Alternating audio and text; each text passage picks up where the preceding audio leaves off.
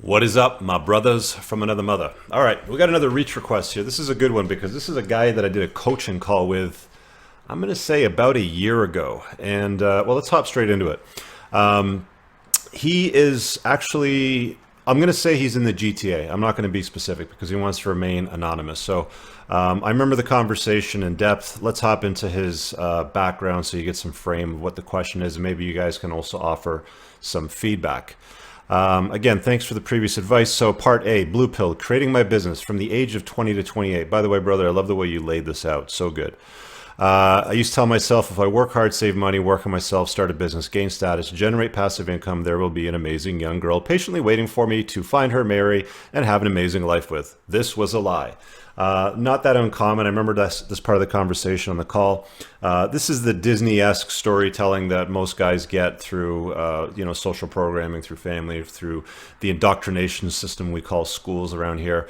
That's basically what we've been told, and we find out after a while when we unplug that it's not true. But it worked like a charm as far as motivation goes. I worked extremely hard. I didn't take too much time to enjoy myself. Hadn't found the girl yet, I told myself. But I was at my peak SMV, I thought, and with a profitable business to boot. I thought I would have my choice of who to marry from the best girls available. So, part B, blue pill dating. 28 to 30, he decides to dive into the sexual marketplace and I guess go looking for the one, which is usually what most blue pill dating involves. Rather than finding the good girl, I found girls that were low quality, happy to play with my emotions, in need of money and support. I was inexperienced. I was also upset that my blue pill dream was a lie, which is why I had worked and sacrificed all those years to buy girls material things that they don't need, to save them from the consequences of their own bad decisions. It just didn't make sense. Part C, finds MGTOW online, develops a cynical attitude towards women. This is part of the natural process. I went through it as well. I'll probably talk about it more in future videos. Part D, finds me online, reads Irrational Male several times through, and other recommended books. I become red pill aware. I saw some hope and a way forward. Good. Part E, clarity call with me at age 31. Okay, this is the call that we did about a year ago. That call was the push I needed to start spinning plates and working on my game. I may not have completely believed that the red pill was true, but if I was willing to give it a shot to test it. So I got better quality girls, awesome, but still they were girls that were insecure, hypergamous, and entitled. I used it all to my advantage. Guys, those of you that are out there, insecure, hypergamous, and entitled, that's par for the course. All women, regardless of origin, culture, wherever they are, they're all going to have a hypergamous nature. Some are going to magnify it a little bit more than others, but that's baseline behavior.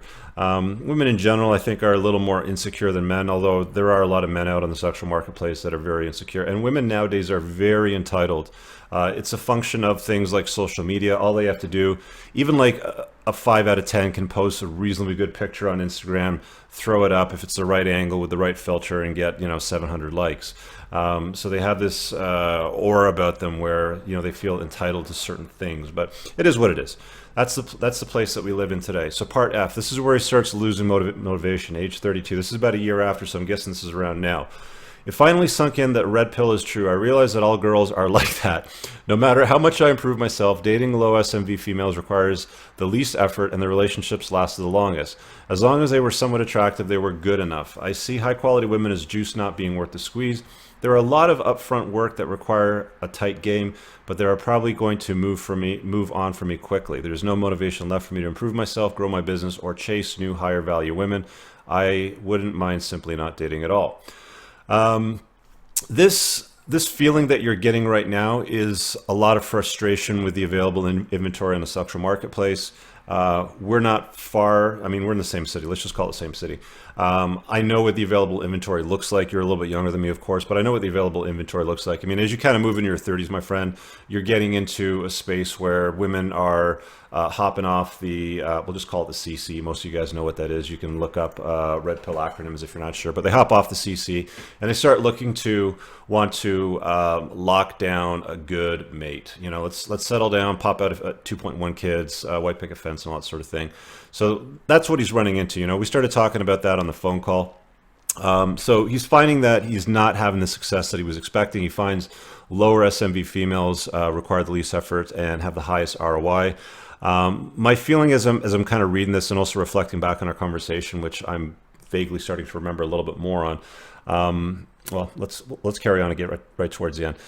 It's not red pill rage as I've spoken about. It's acceptance of female nature combining with zero fucks about anything. I think Stardust and Thinking Ape Channel refers to it as post red pill Mally.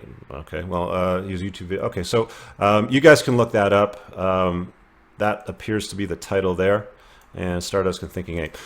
He says, my plates due to hypergamy are lazier than me, poorer than me financially, and not as intelligent as me, and not as physically fit. So you've got lazier, broker, dumber, and fatter women in your inventory.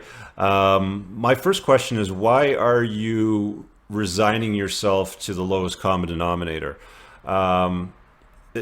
It almost feels like you're making these women, or making women, or the plates, or the woman in your life that maybe, you know, your primary, your objective or your goal.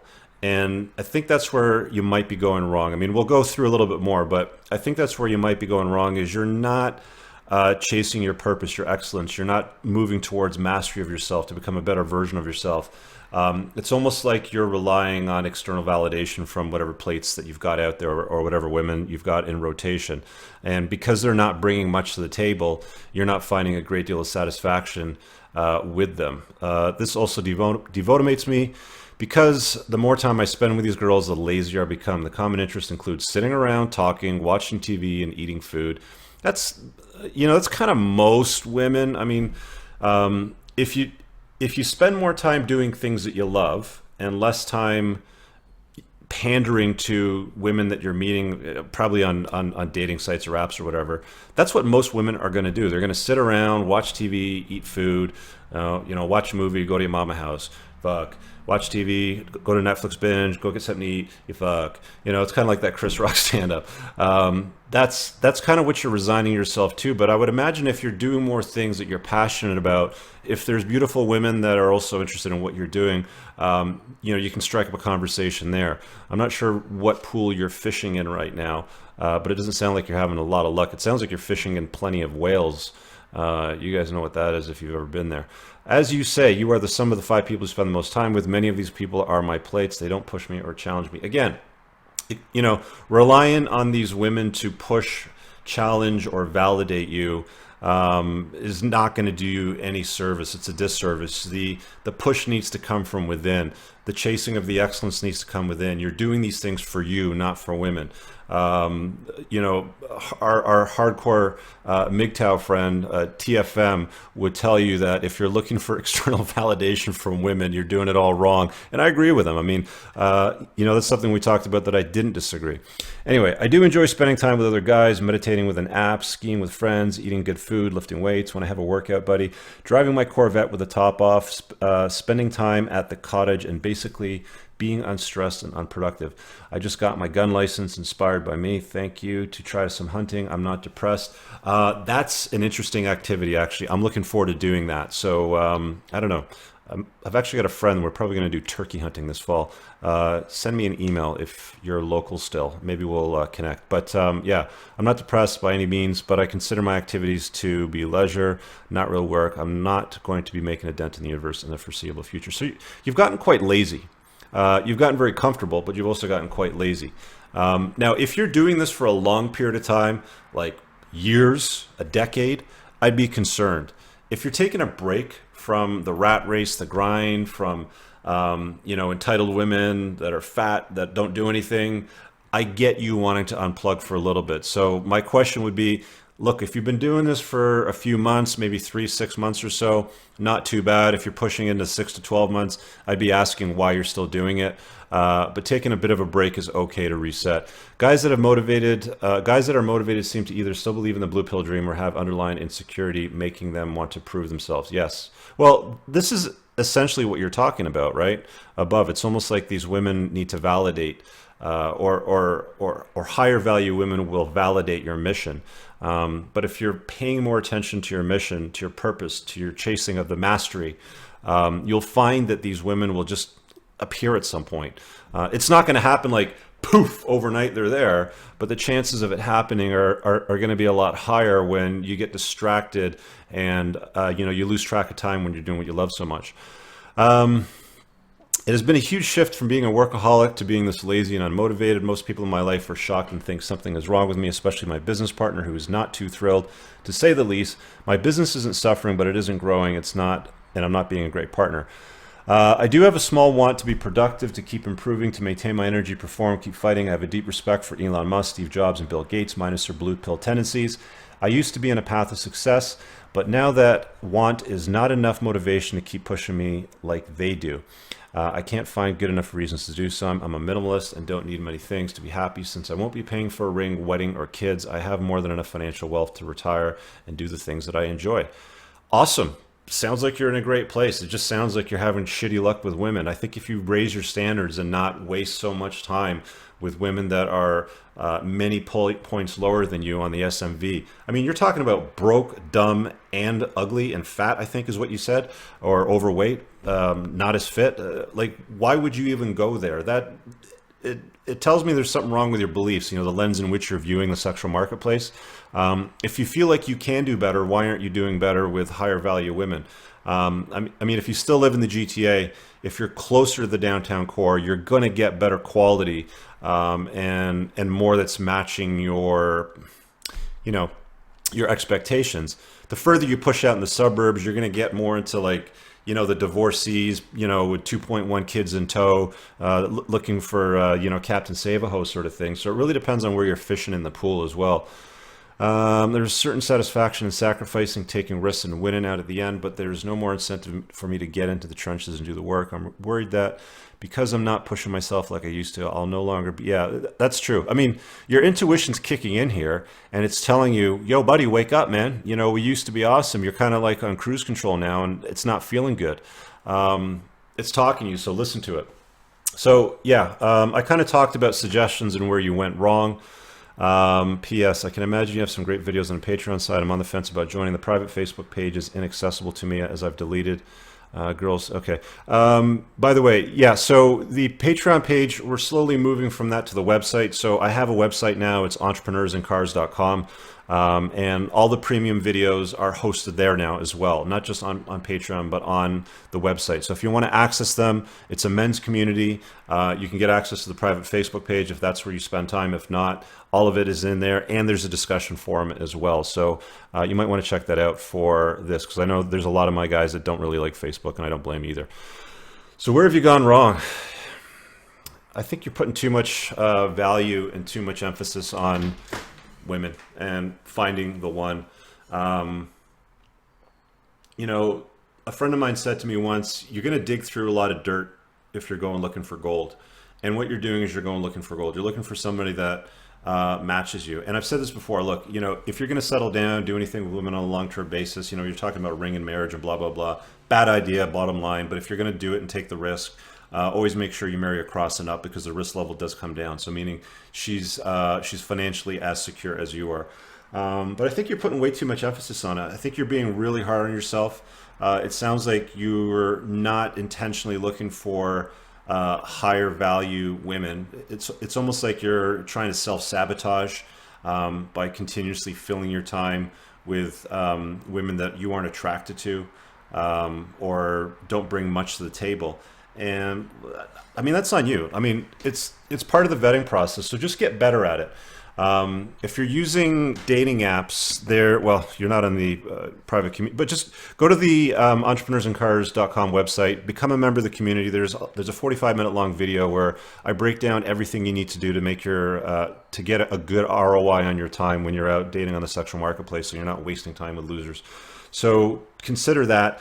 But focus on something that you can find some passion in. I don't know, it might be a new business for you. One thing that I notice about me is after about 10, 15 years of running my main business, I started to lose interest. It became more of a drain to me. And I consciously kind of moved myself away from the thing that I got started up that set me up to move into the next things. Like, I've created other businesses since then. I run multiple businesses right now. They're very efficient. They work well. They bring me a lot of contentment and happiness. They throw off passive income in different areas where necessary. But it might be time to look at something else. I mean, maybe your interest in the business you're running has run its course, and it's time for you to, you know, kind of mash up a new passion. I don't know, for you, it's something, you know, you talk about liking the cottage, skiing, meditating, Corvette, and a recent interest in shooting guns. So maybe there's something that you can find in there in one of those 4 or 5 things that you can sort of optimize or max out on, to kind of level up into something that will allow you to create a new business. I mean, I did a long video last month on creating wealth on my channel for premium Patreon members. I'm doing another one on entrepreneurship, which kind of talks about the different areas that you can move into as you kind of move through your business cycle. You might be snagged in your business as well. So just quickly holding up a mirror to reflect back as a summary. One thing, you're putting too much emphasis on women, finding the one. You're putting too much of a priority on it. And it also sounds like you're fishing in the wrong pool. So guard your time. You know, your life is like a nightclub. You're going to let people in that you decide to come in. So if you don't value your time, and you don't value your SMV, for example, you're going to let lower SMV women into your life that are going to waste your time, that you're not going to find a lot of satisfaction and contentment with. So there's that thing. The second thing, you might want to consider looking at doing something new beyond your old business. Maybe it's time to bring in a chief operating officer or a CEO to take it to the next level for you, because you've done what you needed to do and what you were good at, and it's time for you to move on. There might be something out there in the landscape. I don't know, maybe real estate, maybe something to do with automotives, motorsports. I have no idea. But take a look at your passions. I mean, if you want to talk more on another clarity call, you can book me there. The other advantage to becoming a member of my private community is my discounted rate. If you use the website, there's a link there. You can access me for a discounted rate, so it's worth the while. Anyway, I hope that video helps. Final reminder, channel sponsor, Tactical Soap Company, Scott Carr. We have this, let me go get it, hold on. He's such a great guy, and he's been such a good sponsor for the last 3 months, so I've got to shout out to him, you know, in videos when I can remember it. This stuff is infused with pheromones that will help you do better on the sexual marketplace. They're pheromones that are proven to attract women. So linked in the pinned description below, you can get 10% off if you use my discount code. Smells amazing. Doesn't have any fake fragrances that will, you know, throw off your endocrine system, boost estrogen, lower testosterone, stuff like that. And it's all natural. And you're showering anyway, so why not buy the good stuff from a channel sponsor that supports the creation of my work? Hope that helps and that adds some insight to you. I think you're going to get some value out of watching this. And of course, when it goes live, fellows in the community, at least leave a comment below if you've experienced anything similar to this. It always helps to increase the discussion level on the topic. Thanks for checking out today's video. See you guys later. Peace.